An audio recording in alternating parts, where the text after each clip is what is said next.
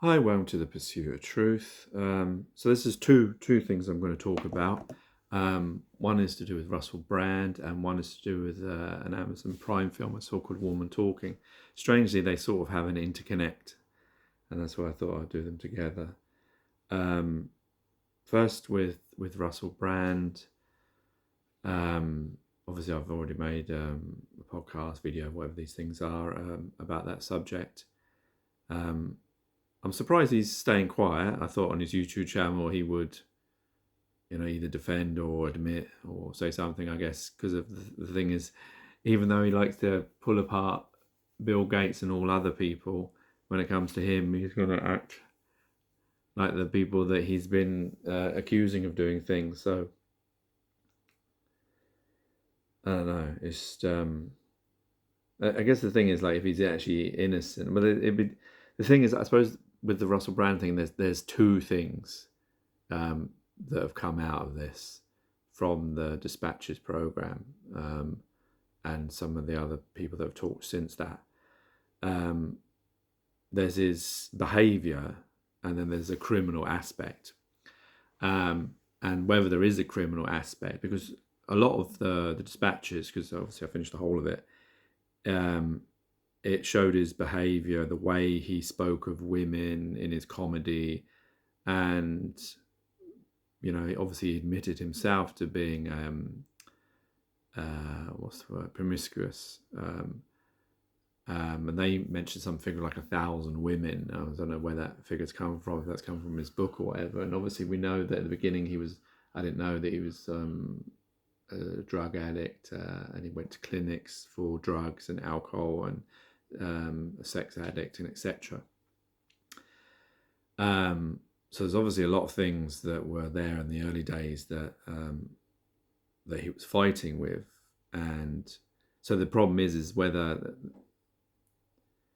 now they're all sort of like taking down his content, BBC and Channel 4. I mean, I never liked a lot of his content, other than the YouTube stuff where he was talking about serious things, and he was actually becoming more serious and not talking about sex and vulgar things all the time, which I never liked a lot. And I must admit, I forgot about the Saxgate thing, when the Andrew Sachs thing, because I remember that was on the news. It was quite a big thing. But obviously they were working with him at the BBC and Channel 4, and they must have known, and like the BBC car picking up the 16-year-old girl, that's very worrying. I mean, I don't know from a legal aspect, but whether he's considered a person of trust. Possibly, maybe because he's a mainstream presenter on BBC, and therefore there may be some points to that. I don't know how many of the Dispatches it was more to do with. I don't even remember now what there was. I know there was one case where they used the word rape. I don't know the others. I guess they were trying to suggest he was manipulative, and maybe like promising and using his power. Now that it depends whether that is legally. I don't know, because I don't know about law and things. Unfortunately, they didn't really have a person, and no one really on the news has sort of talked about the trying to sort of divide the legal aspect from the morality aspect. So that's the issue. And of course, the problem is, because he was so promiscuous and had all these issues, it then I guess would be easy for people to tie those two together, because when you see, like, when on Dispatches they picked bits of his comedy, and they've matched that with some of the women who are suggesting that they sexually assaulted them, and therefore, yeah, that's the problem, is how you don't want to try someone, because like I know a lot of people do the trial by media. I know one of my friends, Plastic Budgie, put a comment about that. But the problem is sometimes trial by media is where the answers come. Like the previous Pursuit of Truth I just did about the Brooke House. If it wasn't for BBC's Panorama, maybe we wouldn't know about this. The Jimmy Savile issues, and etc. There's lots of these media things where they've actually found things out. And talking about Jimmy Savile, the worst thing, I did want to put the clip. Maybe I'll do another one where I'll do some of the clips from the Dispatches. Was the Jimmy Savile interview, how that didn't raise alarm bells for both of them when it was aired. There was no one listening for that from BBC management. Did that not draw complaints? I can't believe that didn't draw complaints. Like, if Andrew Sachs' case drew complaints, how did that not? When the conversation, even though they may say, well, it was just comedy, it wasn't appropriate comedy in any way, shape or form. And this is maybe Russell Brand's issue, where he talks to Jimmy Savile over the phone, and he says, "Oh, I'll come and." Russell Brand says to Jimmy, "Like, can I come and see you?" And Jimmy Savile says, "Do you have a sister?" Implying that he'll only meet her because of a woman. And then Russell, he sort of says, I don't know, maybe he says no, but he sort of talks about his PA or his assistant or someone, a lady who works for him, saying that, oh, he'll bring her because she has to do whatever he says because she's contracted to him. And then Jimmy Savile seems okay with that. And Russell Brand then says to her, what do you want her to wear? And then Jimmy Savile says nothing. And then Russell Brand sort of agrees with that, says, yeah, fine, that's it then. I mean, how did that not get them both in well, I don't understand why that didn't raise alarm bells, because that was like, I mean, to be that brazen, to talk openly about that, both of them to mistreat women in that way. I don't know how that didn't start the alarm bells ringing. Or maybe it did. You see, this is the problem, as we found out with the Jimmy Savile case, with the Russell Brand case. There's lots of people that went to people and complained and said these things. And the fact that the other worrying thing that makes it seem like this may have something, but it may not be criminal. That's the thing. He's definitely a problem with women, in the sense that there's a list that women comedians, this is what one comedian said, that there's a list that women comedians have around the circuit of people to be wary of. Now, I think a program should be made about that list. Who are these people on this list? Because there may be others that need to be looked at that are getting away with these crimes, if there are crimes taking place. Because what we don't know is this list, maybe, these people will, this is where I don't know whether it becomes a criminal thing, whether these people are using their power, i.e. they will say, yeah, I'm, whoever, and, if you, come and sleep with me, and then you'll get a job, or I'll help you out, or this kind of thing, or just because these people are famous, people will sleep with them. So I don't know whether those things, but I guess it's knowing that these people will sleep with this person, then it's goodbye, and then they move on to the next. So I don't know whether this list is about that, or whether this list is more to do with they're worried about the rape and the sexual assault, the crime aspect of it. And I don't know whether those other bits are crimes. They're certainly not. It's certainly not something that's very moral, and that's the issue. Some morality issues are legal, or some are just moral. But yeah, just listening to all these dispatches, all the clips that they picked. I mean, I knew he was, his comedy was on sex and vulgar things, and that's why I didn't like it. But the clips that they played, they were, I mean, I'm surprised some of them got on the BBC, a BBC Auntie B, which is meant to be like, a family channel, and the MTV also had the Brand X, wasn't it? So I don't know. That's the problem, because he's so promiscuous. Because, and this is, like I say, it's obvious that he did, that women liked him and he liked women, and therefore he slept around a lot. Now, whether he's abused his position of, whether, I don't know whether someone working with the BBC say is like, like if it was a teacher or if it was a vicar or whatever, they have this idea of their, like positions of trust. So therefore, it doesn't matter what age they are, they've broken that, and that's where the legality comes in. So I don't know whether he falls under that. I suspect he may do, because he was a well-known BBC presenter, and that may be where the legal aspect is. But I think it's very murky with his case, because he's so promiscuous, and he had the drug, alcohol, and sex addiction, and where these fell into crimes. I mean, obviously, if the woman says she said no and there was rape, that's another matter. That's definitely a crime.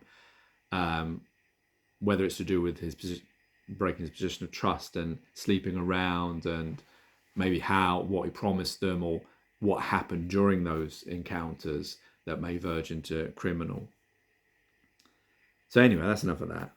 We don't know. Like I said to Plastic Budgie, it's like only he and they know the truth, and we're just spectators, because we don't really know either one, because we weren't there. They know. And the problem is, that's the problem with humanity, is we all have the intrinsic, or I don't know if it's actually intrinsic or it's learned, ability to lie and deceive. And sometimes people don't tell the truth, obviously for legal reasons, because, like I was saying in the previous podcast about him, that if he was a truther, he would just come and tell the truth, because he always rips apart people for lying and deceit in governments and etc. But of course, when it comes to the person, there's a legal aspect to that truth. And the next thing that connects is called as Amazon Prime film. I believe it's Amazon Prime film, called Women Talking. And it's an amazing film. And this film should be shown at schools to all children. It's a clever film. It's about these women who are trying to escape this religious colony. But really, it's not about that. It's to do, I assume, with women in general and how they're treated by men. So these women in this religious colony, I don't know, spoilers if you haven't watched it, they have been told or believed that at night they were visited by, say, Satan or demons or ghosts, and were raped or sexually assaulted. And that was their belief, until one day they catch that demon, that ghost, and it turns out to be one of the men of the religious place that they live. And then they realised that all this time they were being lied to. It was the men that were doing this to them. And then they had this big talk. It seems like a play that was turned into a movie. It's very deep. It's like a Shakespearean thing. It's very well written, very well directed and acted. And it was based on a book, I believe. I remember that now because I saw it at the end. And I mean, I think it said Oscar winner. It deserved Best Picture, Best Director, Best Writing, because this is what movies should be about. It had entertaining bits, but it was more about educating. It showed, people watching, outside of the bubble of reality, as it were, in a micro way, sort of highlighting how it's been like to be living as a woman within a world of men.